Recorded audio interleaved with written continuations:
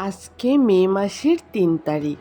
আমার ছোট্ট আলভির ৪ বছর পূর্ণ হলো, আলহামদুলিল্লাহ, মাশাল্লাহ। গত ৪ বছর আগে ঠিক এরকম দিনে দুপুরবেলা আমার এই ছোট্ট আলভি আমার কোলে চলে আসছিল। আমার জীবনের সব হতাশা দূর করে অনেকটা খুশি আর আনন্দ নিয়ে এই ছোট্ট আলভি চলে আসলো।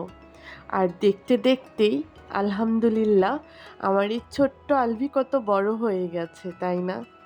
সময়গুলো কত দ্রুত চলে যায়। আলভির জন্মদিন উপলক্ষে আমাদের এই ছোট্ট আয়োজন, আর যা কিছু করেছি শুধুমাত্র আলভির একটু খুশি আর আনন্দর জন্য, আমার এই ছোট্ট আলভির খুশি মুখটা দেখার জন্য। সবাই আমার এই ছোট্ট আলভির জন্য দোয়া করবেন।